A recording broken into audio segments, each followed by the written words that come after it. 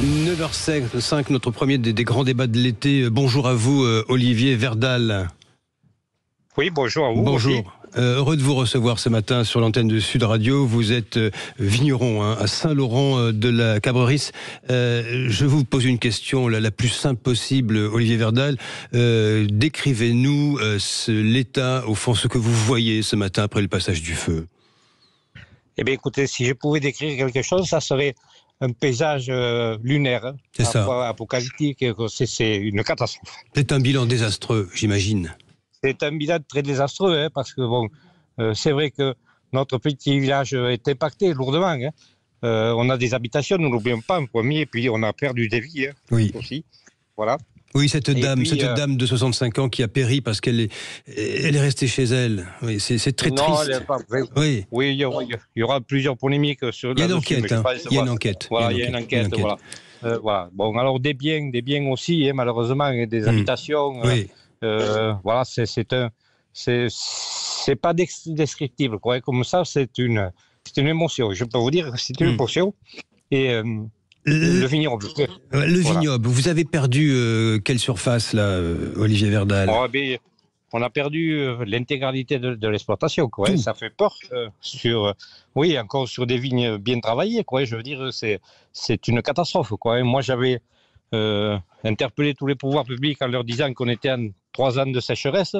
Je pense que nos énarques parisiens n'ont pas voulu nous écouter, quoi. Il va falloir qu'on écoute les gens du terrain à un moment donné. Voilà. Quand on pousse des cris d'alarme, quand on dit que les feux commenceront aux portes de Carcassonne et finiront à la mer, voilà. Aujourd'hui, on y est. Moi, je peux vous dire qu'on y est. Sur quoi vous n'avez pas été entendu, Olivier Verdal? On n'a pas été entendu parce que moi, je me considère comme un jardinier, quoi, maintenant. Et c'est vrai que l'économie, elle est en berne, surtout l'économie viticole. La première économie de notre village, quoi, c'est la viticulture, quoi. Bien sûr. Et cette viticulture qui se meurt petit à petit, où à côté de nous, on a des vignes abandonnées, on a des vignes qui se sont arrachées, et puis le milieu se ferme. Et au fur et à mesure que le milieu se ferme, quand il y a un incendie, il est inarrêtable. Voilà. Qu'est-ce que vous dites ce matin, qu'on veut transformer les viticulteurs et puis les éleveurs, les agriculteurs en paysagistes aujourd'hui? C'est un abandon de la profession. Voilà, je pense que là où il y a des vignes, le feu, malheureusement, il ne passe pas, il s'arrête, quoi. Voilà. Et donc, on a perdu énormément d'hectares sur l'appellation Corbière. Et moi, je suis le président.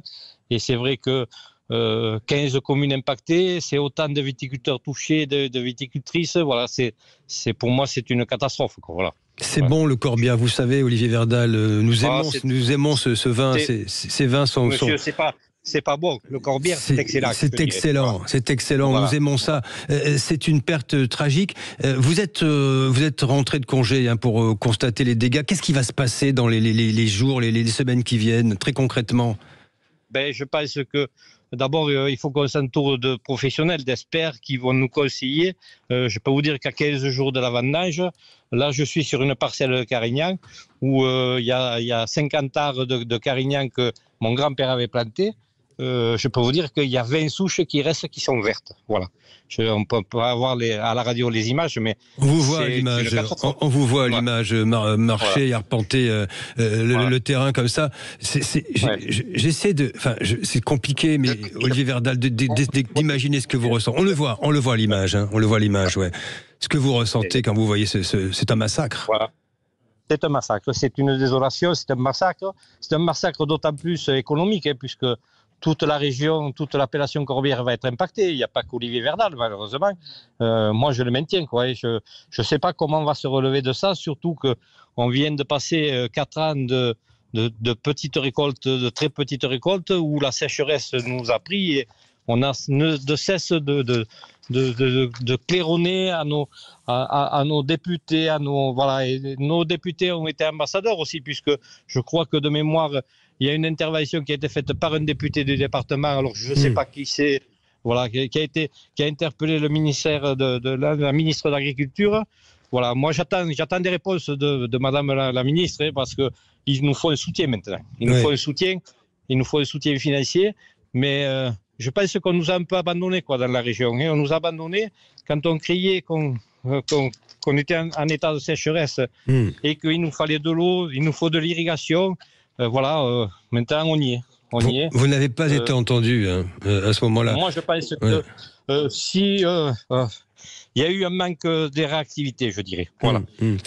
Peut-être qu'on a été entendu, mais on ne nous croyait pas. Quoi.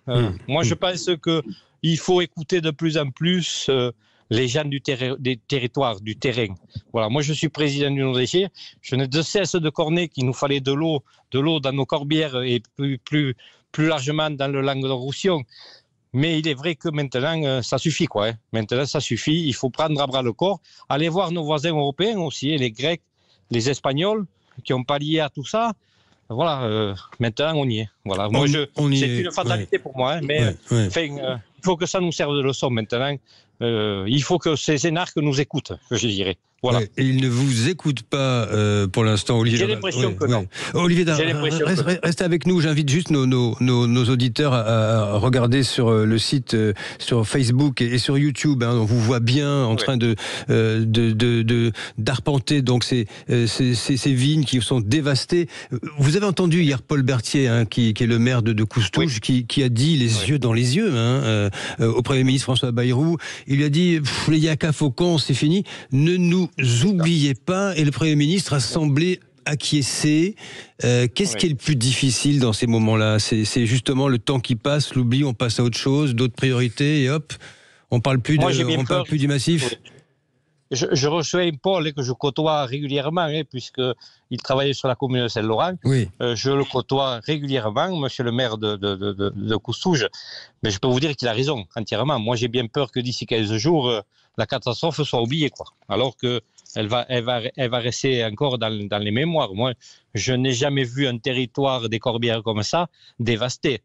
L'appellation Corbière, c'est un massif de 68 000 hectares. 68 000 hectares, dont 10 000 hectares plantés en vigne. Sur les 68 000 hectares depuis le mois de juillet, il en est parti presque un tiers. Il en est parti presque 25 000 hectares. Mais sur l'appellation Corbière, vous vous rendez compte, c'est énorme. C'est énorme. Et alors, avec des paysages où on se dit qu'on veut accueillir des touristes, les touristes ne peuvent pas plus venir dans notre région. C'est pas possible. C'est même dangereux, je dirais. Voilà. C'est dangereux de venir ici. Donc, il faut faire attention. Il faut que les pouvoirs publics nous prennent en considération, qu'ils nous acceptent de faire des retenues collinaires, qu'on puisse irriguer nos vignes, et vous verrez que les jeunes s'installeront, qui nous soutiennent sur le marché aussi, parce que le marché il est difficile, mais qui nous soutiennent sur le marché. Et ça, les pouvoirs publics français se doivent de le faire. Maintenant, ils doivent nous aider. Ils doivent nous aider. Oui.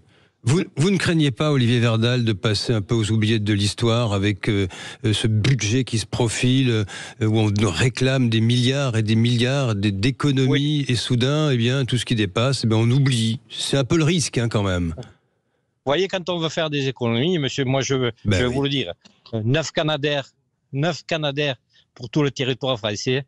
Est-ce qu'il ne faudra pas se poser des bonnes questions à un moment donné? 9 Canadair. Et croyez-moi, les pompiers, je les adore. J'ai été 25 ans pompier. Mais il y en a assez. Il faut mettre les moyens, quoi. Il y en a assez. Voilà. S'ils ne veulent pas nous donner des moyens sur l'eau, sur l'irrigation, il faut qu'ils mettent des moyens autre part. Voilà, on ne peut pas laisser brûler une région comme ça, un pan de l'économie. Parce que dans nos villages, l'économie première, je le répète, c'est la viticulture. Hein. Il faut qu'ils nous aident et qu'ils nous soutiennent. Ça, c'est sûr et certain. Parce que sinon, on va faire un paysage lunaire. Hein. Vous savez, cet accident, il a pris une grande bande de garrigues et de landes, mais il en reste d'autres, quoi. Hein. Il en reste d'autres, malheureusement, quoi.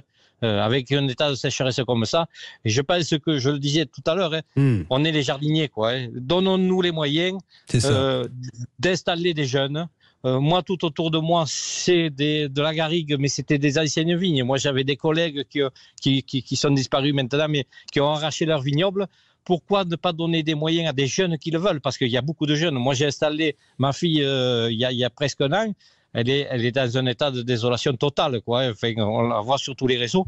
Mais il ne faut pas baisser les bras, quoi. Il faut y aller. Et surtout, comme vous avez dit tout à l'heure, qu'on ne nous oublie pas, quoi. Parce que j'ai bien peur que dans 15 jours, on passe à autre chose. Voilà. Donc des moyens nationaux et des moyens européens aussi. Hein. On parle du verdissement de la PAC. Moi, je peux vous dire que le verdissement de la PAC, ceux qui en parlent, ils ont qu'à venir chez moi. Et je leur expliquerai ce que c'est que le verdissement. Voilà. Il y en a assez, quoi. Hein. On m'oblige, on est passé en HVE avec des normes environnementales où on s'est plié. On nous dit, il ne faut pas labourer vos tournières. Alors que c'est un non-sens, monsieur, c'est un non-sens. Il faut labourer nos tournières. Il faut qu'on puisse accéder avec des moyens anti-feu. Il faut, voilà. Mais le milieu se ferme de plus en plus et il arrivera d'autres catastrophes comme ça, malheureusement. Il faut, ce sera le mot de la fin. Merci Olivier Verdal, entendre les gens qui savent, comme vous, sur le terrain, qui savent ce qu'il faut faire pour sauver ce patrimoine et pour préserver la terre et surtout ne pas ajouter des drames aux catastrophes. Merci Olivier Verdal, vigneron à Saint-Laurent de la Cabrisse. Merci pour ce regard que vous portez ce matin et je vous assure que le message est passé sur Sud Radio. Dans un instant, notre deuxième débat, c'est le jour J pour l'augmentation des droits de douane. C'est lourd de conséquences pour les entreprises françaises. À tout de suite. Allez, nous y venons. Ces droits de douane imposés par Donald Trump, ça entre en vigueur aujourd'hui. Nous allons en discuter, en débattre dans un court instant, mais tout de suite, grâce à vous, Albin Texera, nous posons le débat en question, le décor. C'est un tournant commercial majeur qui entre en vigueur et c'est officiel aujourd'hui sur la majorité des produits européens. Oui, l'accord signé le 27 juillet dernier entre Donald Trump et Ursula von der Leyen est entré en application ce matin à 6h01 heure française et la mesure est d'ampleur. 15% de surtaxe désormais imposée sur une large gamme de produits exportés par l'Union européenne, notamment les cosmétiques, pièces automobiles, biens manufacturés et pharmaceutiques. Quelques secteurs échappent à ce tour de vis. L'aéronautique est épargné. Une bonne nouvelle pour la France. L'acier et l'aluminium, quant à eux, sont déjà surtaxés à 50% et ne sont donc pas concernés par cette nouvelle grille. Ce matin, quelques minutes après l'entrée en vigueur des surtaxes, Donald Trump a publié un message sur son propre réseau social. Je cite, « Il est minuit, des milliards de dollars de droits de douane affluent maintenant vers les États-Unis d'Amérique. » Un triomphe clairement affiché pour le président des États-Unis qui s'inscrit dans une volonté assumée de redessiner les règles du commerce mondial, comme il l'a dit, car le Japon et la Corée du Sud sont aussi concernés avec des droits de douane pouvant aller jusqu'à 41% pour eux. Oui, tout ça est assez brutal. Un président américain qui parle d'ailleurs à ses électeurs. Nous sommes en ligne avec vous, Julie Bousquet-Fabre. Bonjour. Bonjour Jean-François. Vous êtes présidente de la savonnerie Marius Fabre. Et également avec nous, Laurent Cohen. Bonjour à vous et bienvenue. À la tête de la parfumerie Corania. Je suis ravi de vous avoir tous les deux en direct et en même temps, si je puis dire, parce que la question qui est posée, on va décrire vos activités, rassurez-vous, c'est de savoir à quel niveau cette décision, qui est quand même très verticale, va vous impacter. Je commence par vous, Julie Bousquet-Fabre, sur la savonnerie Marius Fabre. Vous êtes la descendante du fondateur de cette savonnerie familiale. Votre exportation, elle va vers où? Les États-Unis, l'Asie? Alors nous, principalement, effectivement, on est très exportateurs vers l'Asie depuis très longtemps, depuis presque 40 ans, qui est notre marché principal avec l'Union européenne. Les États-Unis, l'Amérique du Nord, États-Unis, Canada viennent en 3e position. Oui. Et c'est vrai que le Canada est un marché plus important pour nous que les États-Unis. Après, les États-Unis, ça n'est pas négligeable. Ouais, ouais. Vous dites quoi? Trump, moins, même pas mal ou quand même quoi? Non, c'est pas même pas mal. Forcément, il y a un impact. Après, bon, on s'y attendait un peu. Ça devait être 30%, c'est 15%. Nous, de toute façon, depuis le mois d'avril, depuis ces rebondissements de la part du président américain, on a totalement modifié notre stratégie commerciale aux États-Unis. On s'est adapté et là, on est prêt pour cette nouvelle stratégie. Donc, on a supprimé notre hangar logistique sur place à Atlanta. On a résilié notre contrat. Et puis on a modifié. Oui, Vous avez anticipé, on a réagi. quoi. Anticipé. En tout cas, on a réagi. On s'est adapté par la force des choses. Et ça va vite quand même. Vous êtes allé vite en besogne quand même. Vous avez fait vite pour réagir en question. Il faut. Les PME familiales, elles doivent s'adapter très vite si elles veulent survivre. Donc, et puis du coup, on est passé avec un distributeur. On n'a plus d'agent commercial sur place avec un hangar. On a complètement modifié notre stratégie de distribution et on est avec une distributrice maintenant qui va se charger d'importer les produits. Laurent Cohen, à la tête qui est président de la parfumerie Corania. Quelle est votre réponse, vous, techniquement, à ce qui se passe? Est-ce que c'est une menace pour vous par rapport à votre exportation? Alors nous exportons 25% de notre production vers le marché américain. C'est le quart, donc, c'est effectivement une menace. Donc c'est un quart de notre chiffre d'affaires est réalisé avec les États-Unis.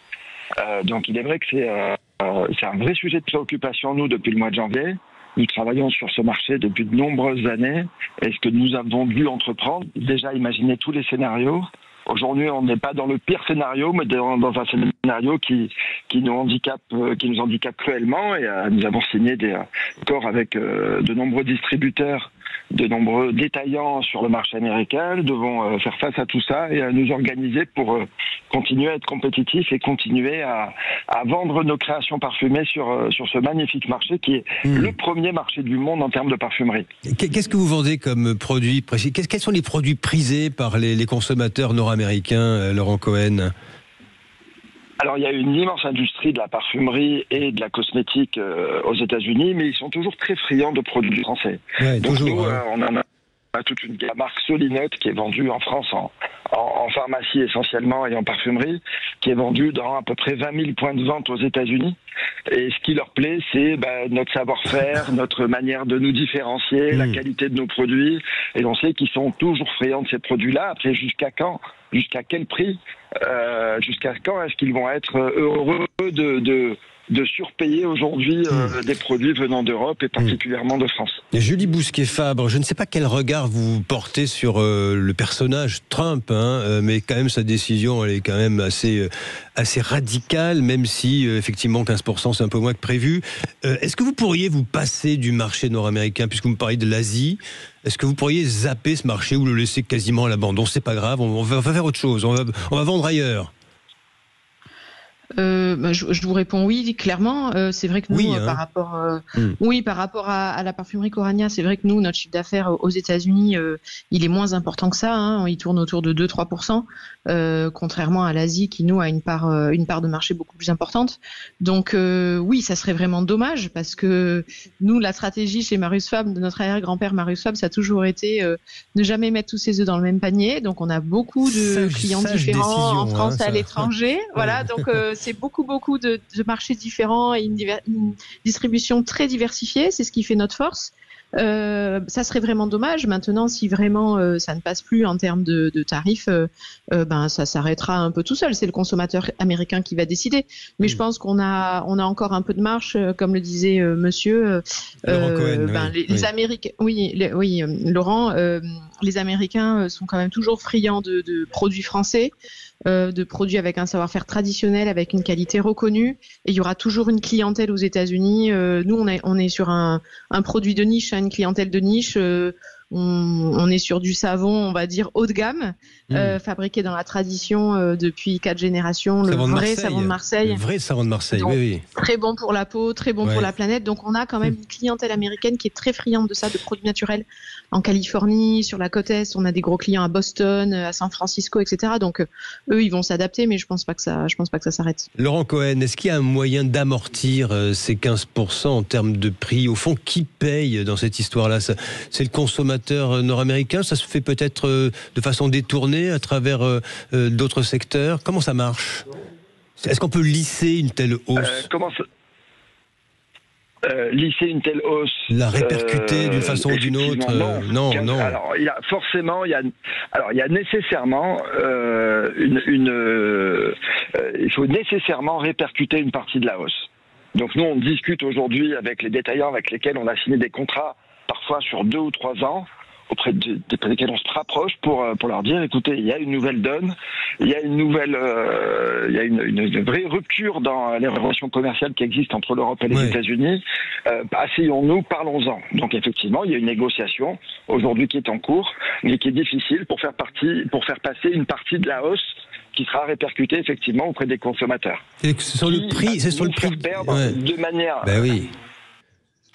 sur notre prix de vente, mais ce sera forcément répercuté au consommateur qui lui-même va faire ses choix, faire ses arbitrages. Aujourd'hui, en ayant des produits déjà français qui sont très souvent un peu plus chers que les produits américains, là il y aura un écart qui va se creuser.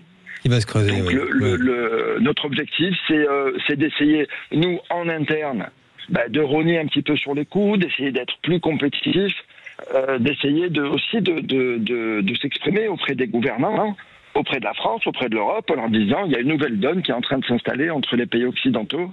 Il faut prendre soin des entreprises et des entrepreneurs français.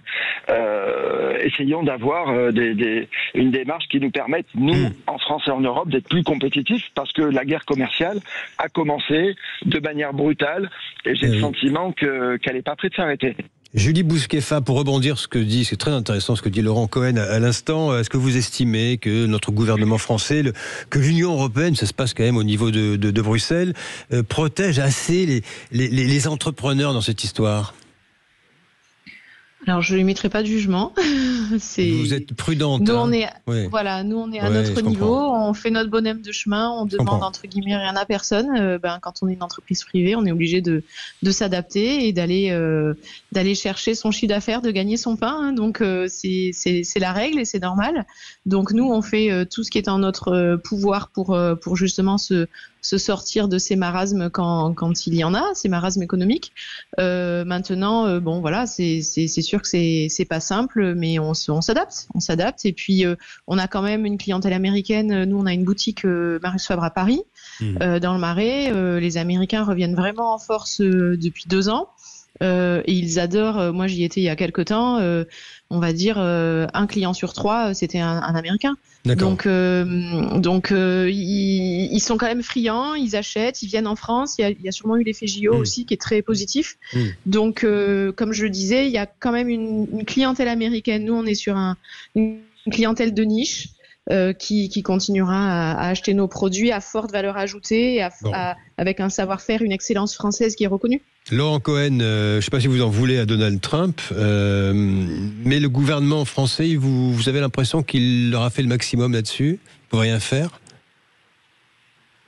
Alors moi j'en veux pas du tout à Donald Trump, parce que Donald Trump il joue sa partition. J'ai pas voté pour lui, je suis pas américain, donc fait son business. Il joue sa partition, il fait son job et il le fait comme il l'entend. Et j'ai pas de jugement à porter sur Donald Trump.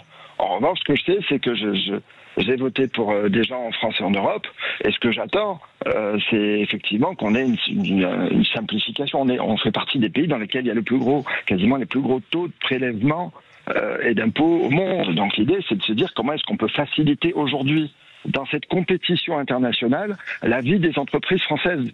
Et en fait, il faut peut-être se remettre en question, de se dire que s'il y a des droits de douane qui commencent à s'imposer, si le premier marché mondial commence à être de plus en plus difficile d'accès, donnons des leviers de compétitivité à nos entreprises pour qu'elles continuent d'être aussi performantes. Je comprends. Notamment dans le domaine de la cosmétique et de la parfumerie. Et elle serait peut-être là, la fameuse marche de manœuvre que nous évoquions tous les trois à l'instant. Merci à vous, Julie Bousquet-Fabre, je rappelle, présidente de la savonnerie Marius Fabre, vive le savon de Marseille. Et merci Laurent Cohen, président de la parfumerie Corania. Et surtout, bonne chance à tous les deux pour faire face à ces droits de douane de 15% qui entrent en vigueur aujourd'hui.